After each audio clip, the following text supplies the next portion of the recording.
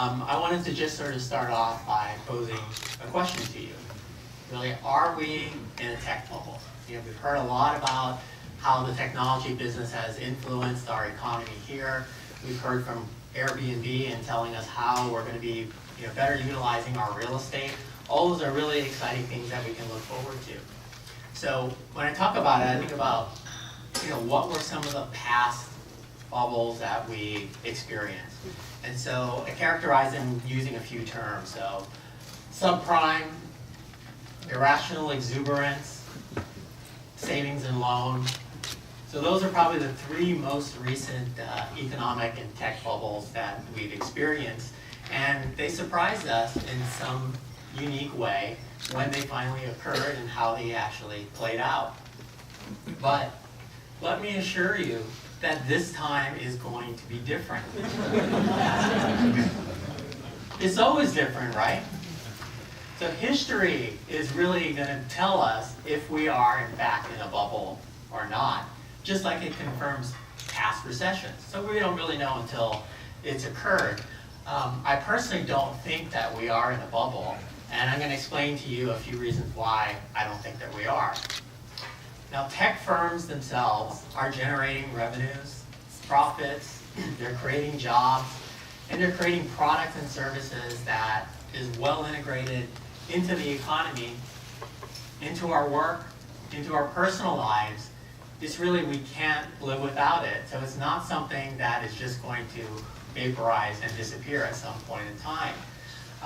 Most of the indications that we look at in the economy and even in the real estate market tell us that the tech industry is on firm ground and that the current environment is not necessarily overinflated.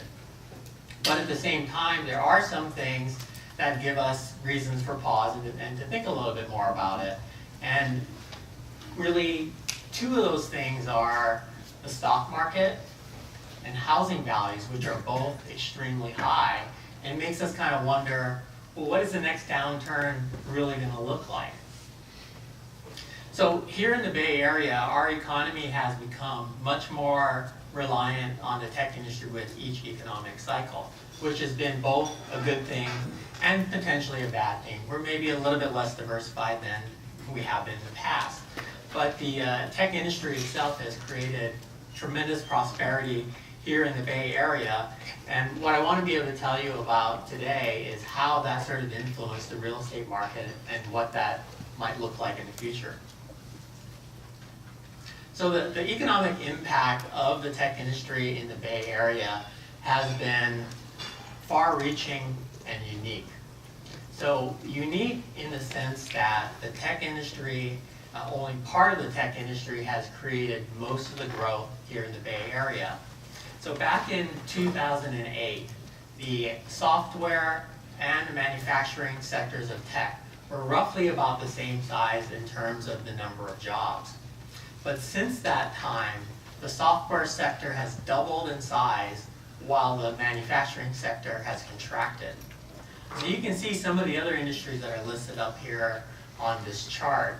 Not much of anything has contributed nearly the amount of growth that the tech industry has. Now, there's certainly others up there that have done pretty well, but the tech industry has really been the biggest driver. And the impact of the tech industry has been very, very far-reaching.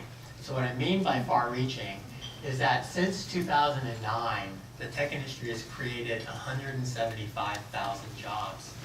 And that's 37% of all of the jobs that were created in the Bay Area. And so how that places a really big impact on the real estate market is that 80%, those jobs represent 80% of all the jobs that require office space. So you can see that where all the demand is coming from, and not only for office space, but this also creates housing demand and demand for all other types of real estate. So it's been very, very far-reaching. Specifically, in the city of San Francisco, the impact has been even more enormous. So since 2009, the tech industry in the city of San Francisco has really quadrupled in size. It's about 91,000 jobs within the tech industry as of 2017. And despite this kind of incredible growth, it's still important to keep some perspective on the relative size of the tech industry throughout the Bay Area. The Silicon Valley is still about 3 times the size of San Francisco. So it's important to kind of keep that in mind. When I look at some of these numbers and just try to think back historically, how does this compare?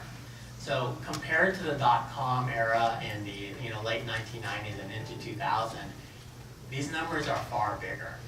So I asked myself the question is, are we in danger of irrational exuberance again?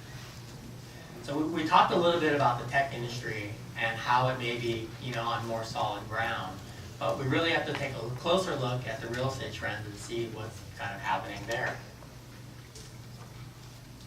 So really, vacancy rates for office space since 2009 have declined quite precipitously. You can see on this chart how they've gone down.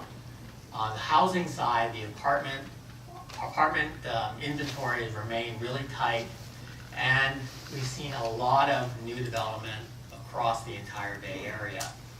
So specifically, in the office sector between 2009 and 2017, there's been about 30 million square feet of new product delivered. So that's enough for about 200,000 jobs. On the apartment side, we've built about 41,000 apartment units, which may sound like a lot, but it's really grossly inefficient given the amount of jobs and economic growth and population growth that has been generated over this same time period. Now, because of that lack of supply, we've seen real estate prices go up tremendously. So specifically in the office market sector, office rents have probably doubled.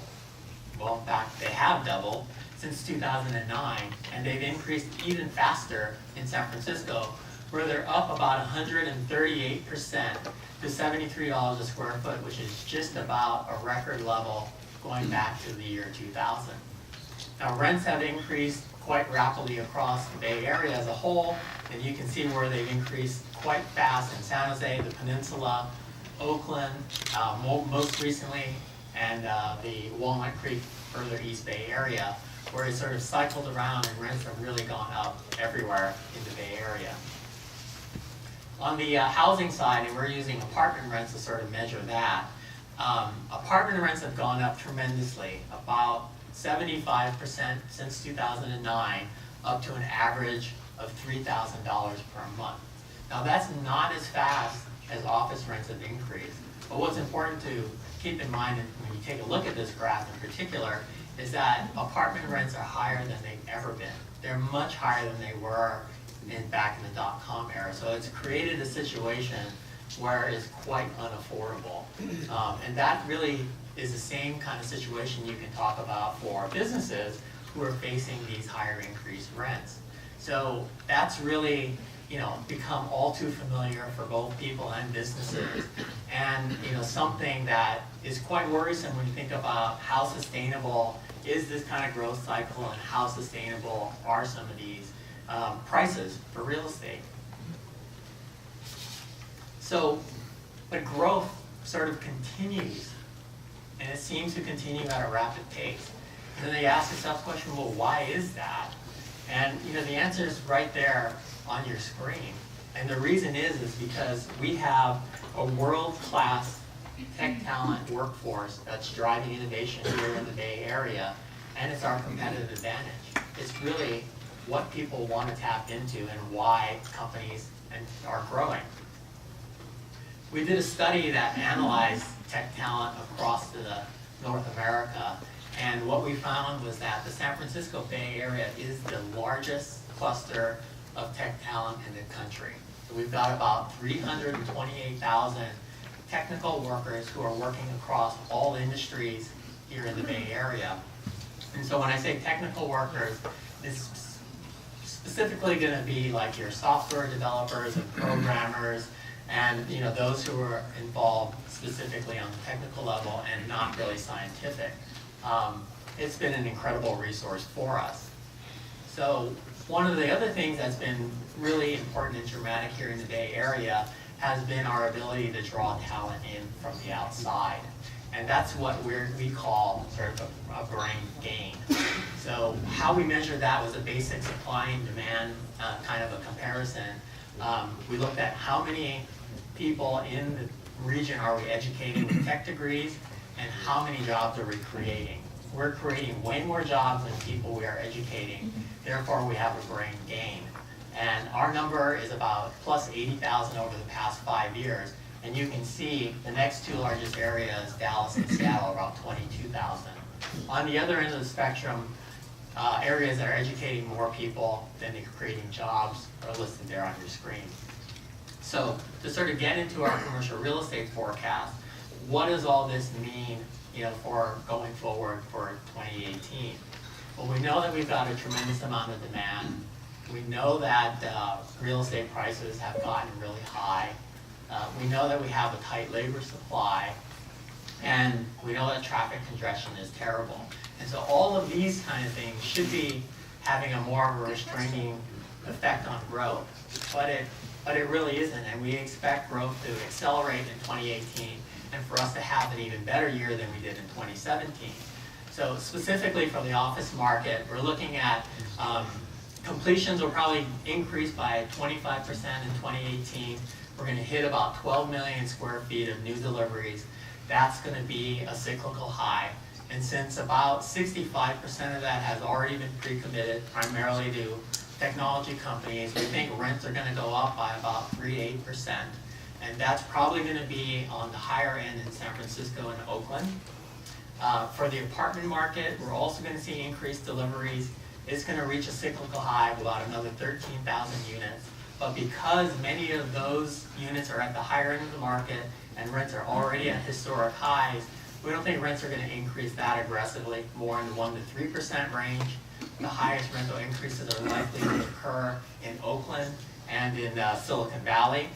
On the retail side, we're probably going to see a more of a subdued environment as it continues to adjust to e-commerce. And industrial, because of e-commerce, is probably going to be the best performing property sector. For owners, it's simply not going to deliver enough space, and rents are likely to go up by about 8 to 10% in that particular market. So with that, I wanted to leave you with two important real estate indicators that you can follow in the future.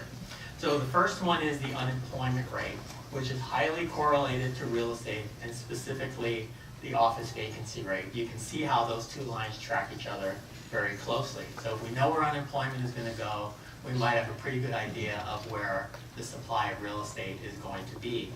The second one is the NASDAQ stock index. So that's something that also has a very high correlation to the real estate market, and specifically to San Francisco office rents. The NASDAQ tends to lead rents by 6 months. So if we believe this is going to hold for 2018, we could be in for a dramatic surprise. Rents could go up dramatically, but if that does happen, we then could have a bubble on our hands. So with that, wraps up my presentation. Thank you for inviting me to be here.